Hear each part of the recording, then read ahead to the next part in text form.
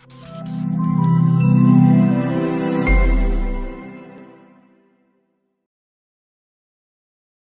sahabat Boko, kembali lagi dengan saya Aulia di Konservasi.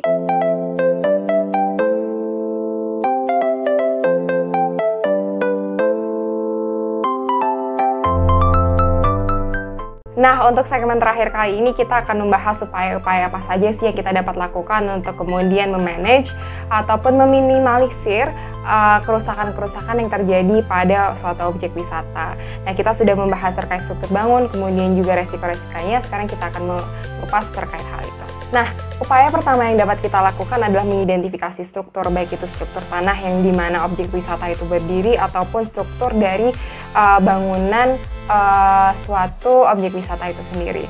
Nah, hal ini kita dapat lakukan dengan analisis geolitik ataupun geolistrik ataupun geodetik.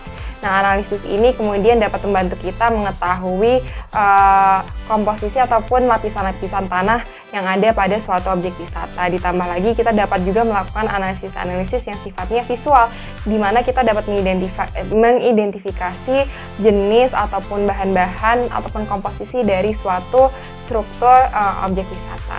Nah, dengan demikian kita dapat mengantisipasi titik-titik di mana kerapuhan dapat terjadi, sehingga kita dapat menentukan ataupun mengambil sebuah kebijakan di mana kebijakan itu dapat membantu dalam mensupport atau menghadirkan fondasi-fondasi pada titik-titik di mana fondasi itu diperlukan, sehingga keutuhan ataupun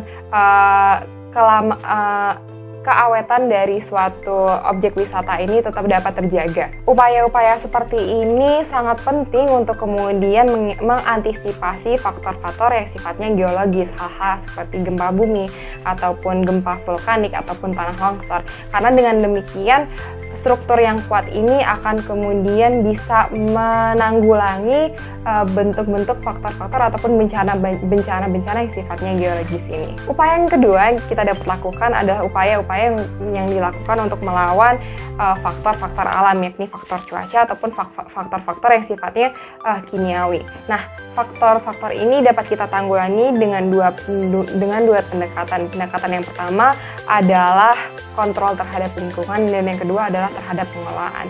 Kontrol terhadap lingkungan kita dapat lakukan dengan kemudian menciptakan suatu kondisi di mana objek wisata ini tidak tertutupi atau tidak terbayang-bayangi oleh suatu benda lainnya yang kemudian evaporasi air ini terhambat. Nah, ketika evaporasi air ini terhambat, maka air akan tergenang ataupun terperangkap dalam objek-objek wisata tersebut. Ataupun kemudian dengan sistem pengaliran air yang tidak baik. Tentunya dengan sistem pengaliran air yang baik, air ini akan kemudian melewati atau melalui objek wisata ini dengan baik.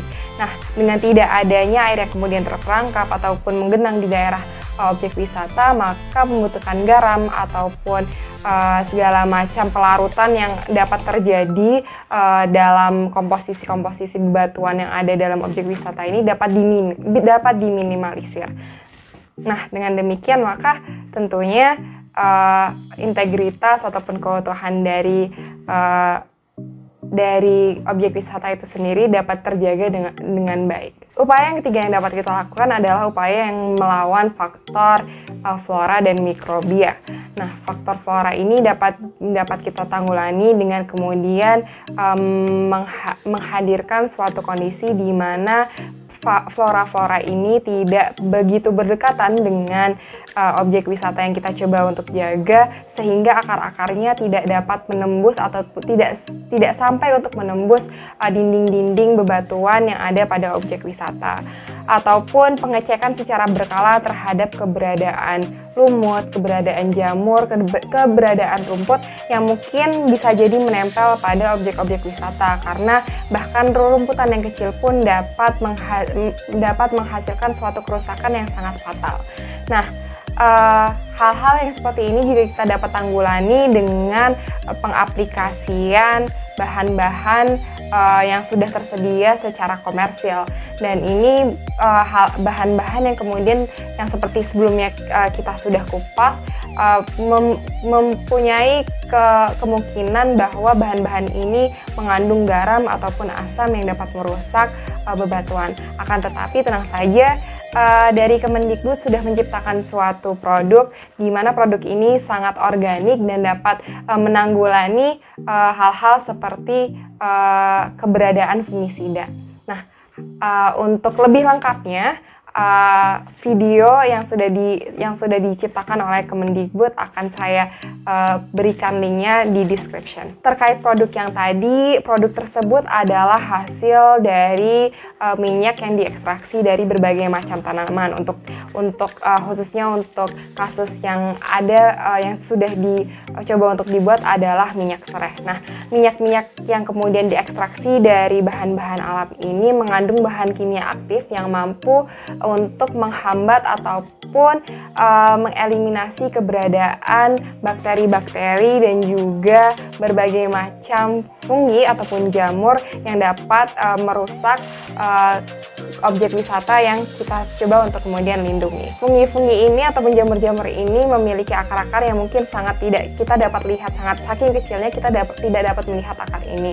Dan bakteri juga seperti yang sudah kita bahas sebelumnya, mampu menghasilkan asam yang kemudian dapat merusak ataupun melarutkan berbagai macam komposisi yang ada dalam bebatuan dan kemudian menimbulkan kerapuhan pada bebatuan. Nah, hal ini diatasi oleh mikroemulsi, di mana mikroemulsi ini merupakan campuran antara minyak yang diekstraksi dari suatu bahan alam yang kemudian dicampurkan dengan air, yang kemudian dicampurkan ini dengan suatu surfaktan atau agen yang dapat mencampurkan antara air dan minyak yang seperti kita tahu tidak biasanya dapat bercampur. Upaya terakhir yang kita dapat lakukan adalah membangun kesadaran karena banyak kerusakan-kerusakan yang terjadi di objek wisata hadir dari olah-olah manusia, dan kesadaran ini dapat kita bangun ketika kita memiliki pengetahuan atau paham terkait urgensi atau memiliki rasa kepemilikan terhadap objek-objek wisata yang ada di sekitar kita. Dan ini akan terbangun ketika kita memiliki suatu kultur ataupun memiliki suatu kepahaman bersama bahwa pariwisata yang ada di daerah kita adalah pariwisata yang kemudian dapat menjadi aset bagi kita semua, peninggalan sejarah yang tidak dimiliki oleh orang-orang lain dan kemudian sangat langka sehingga memiliki nilai yang sangat besar. Dan ini dapat kita sosialisasikan bersama-sama melalui mungkin sosial media dengan bentuk-bentuk yang beragam dan bentuk-bentuk yang dapat tersebar secara viral. Seperti itu. Akan tetapi tentunya kesadaran ini kita tidak dapat paksakan dalam waktu yang sangat pendek, dan ini merupakan upaya yang akan terus harus berlanjut. Nah, untuk kemudian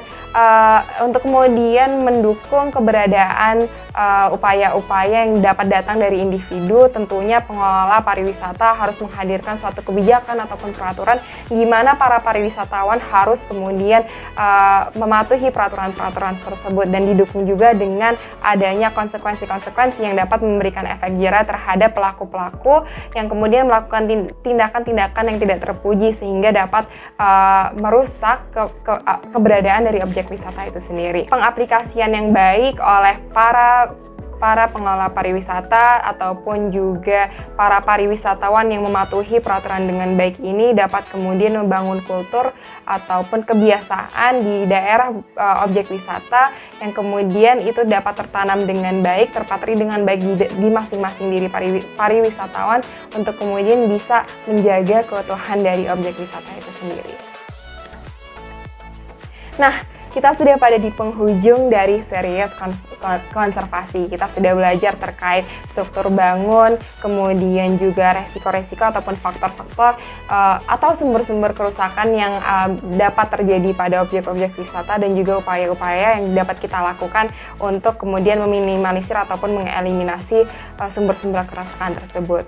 Tentunya masih banyak kurangnya, dan ini hanya lapisan kecil dari berbagai macam ilmu-ilmu yang lainnya terkait konservasi yang kami dari tim KKN PPM UGM Boko Harjo dapat hadirkan ke pemirsa semua. Jika ada kurangnya kami mohon maaf. Demikian, terima kasih.